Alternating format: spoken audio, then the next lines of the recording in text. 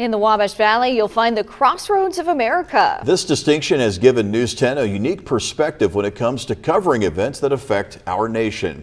In this morning's Throwback Thursday, News 10's Ben Verbanic takes us a look back at WTHI's coverage of important political events. When the big elections come, presidential hopefuls recognize that Vigo County is a barometer of the nation's political temperature. Since 1888, Vigo County has voted in step with the winning president in all but 3 instances. Because of that, many candidates find their way coming here to the Wabash Valley. The 1960 presidential campaign was dominated by rising Cold War tensions. Russia was on the rise, and American leaders were worried that the United States was falling behind communist countries.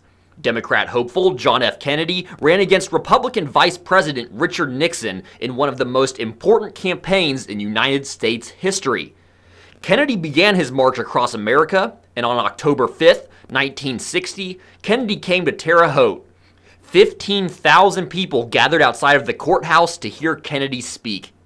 JFK was not the only Kennedy to come to Terre Haute. His brother, Robert Kennedy, also saw the importance of visiting. On April 11th, 1968, Robert Kennedy spoke to the largest crowd of his 3-city tour of the Crossroads State. Both Bill and Hillary Clinton made stops here during the 2008 campaign. Hillary would ultimately lose the Democratic nomination to Barack Obama.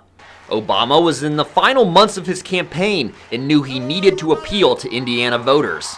Indiana could end up being a very close contest. We think we can do well, and we're working as hard as we can to talk about the issues that matter to the people of Indiana. Obama spent 8 years in the Oval Office, and when he left, the United States was once again at a crossroads.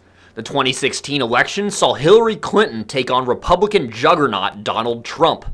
Trump came here to Terre Haute to speak to a packed theater full of his supporters. The time has come to admit that Republican voters want Donald Trump as their nominee. That's it. And now, election season is here, and the crossroads of American politics have widened to levels not seen since Vietnam.